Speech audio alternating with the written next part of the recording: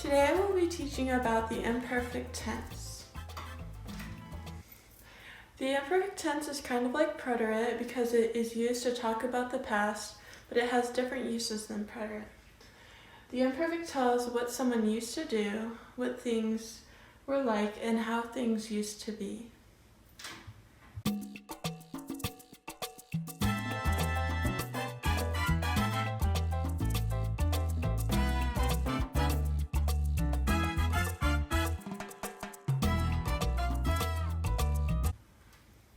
In order to conjugate to imperfect tense, you take the form of a verb such as tener, haber, or haser, and you drop the er, the ir, or the ar, depending on what ending the verb has.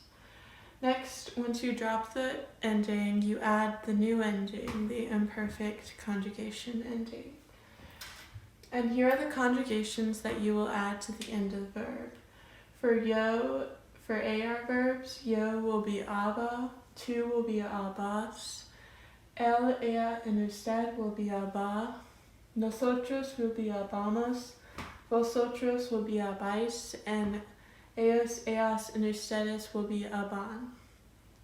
For the ER verbs, yo will be ia, tu will be ias, él, ella, and usted will be ia, nosotros will be iamos, vosotros will be iais, and ellos, ellas, and ustedes will be ian.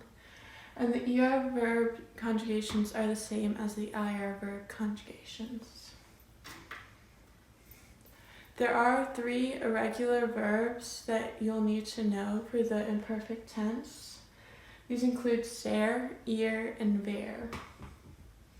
For ser, the yo form of the verb is conjugated to era. The tu form is conjugated to eras. El, ella, and usted is conjugated to era.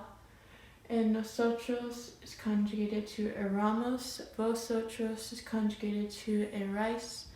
And ellos, ellas, and ustedes is conjugated to eran. The ir verb is the conjugations for yo are iba, tu is ibas, el, ella, and usted is iba, nosotros is ibamos, vosotros is ibais, and ellos, ellas, and ustedes is iban. For the verb ver, the conjugations would be for yo, vea, tu veas, él, ella, usted vea, nosotros veamos, vosotros veáis, and ellos, ellas, and ustedes vean. And it is also important to note the accent marks on the ES, on the ER and IR verbs on the I.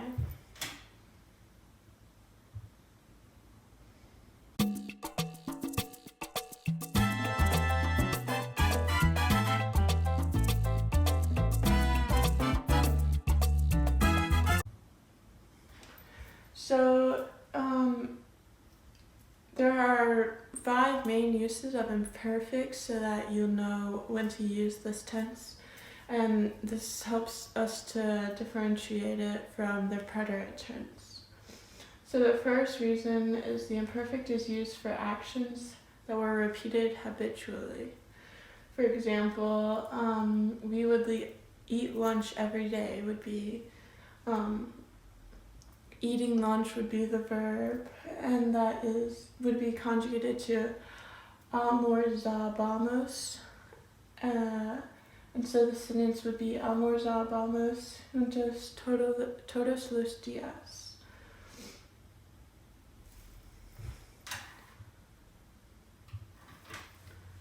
The second use of imperfect would be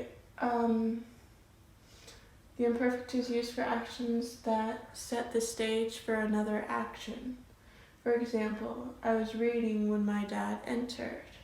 You would conjugate leer to leia, because it is an ER verb, and you add the IA with the accent on the I.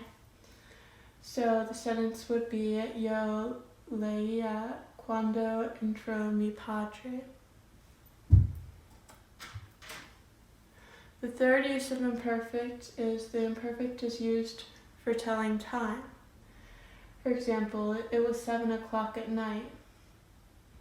You conjugate the verb ser, which is an irregular, to eran, the eos form of ser.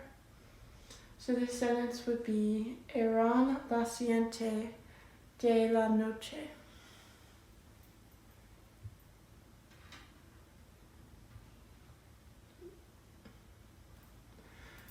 The fourth use of imperfect is to state someone's age. For example, the little girl was 5 years old. You would conjugate the verb to have because she is having, however, 5 years. So you conjugate the verb to have, which is not an irregular, it's an ER verb. So you add the IA with the accent on the I, because the girl would be ella, and ia is a conjugation for ella. So the sentence would be La niña tenía 5 años. The fifth use of imperfect would be to describe people, places, and things in the past. For example, it was winter and it was cold. So you would use the verb ser. This is an irregular verb, so you wouldn't add the normal ER ending. Instead, it would be conjugated to era. So the sentence would be era invierno y hacía frío.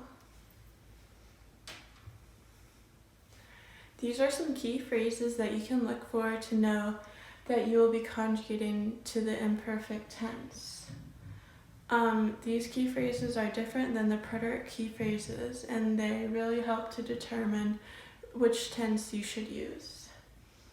The first one is todos los días, which means every day.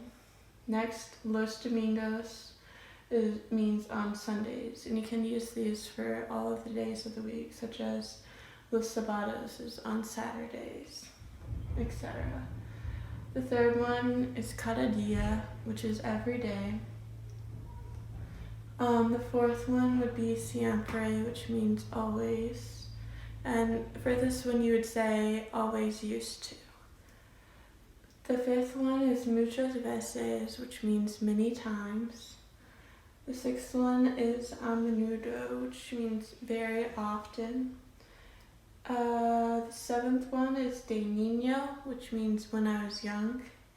And cuando era pequeño also means when I was young.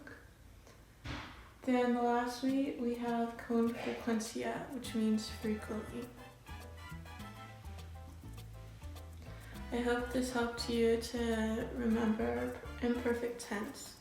So basically you just need to remember the key phrases and the conjugations so that you know when to conjugate and how to do so.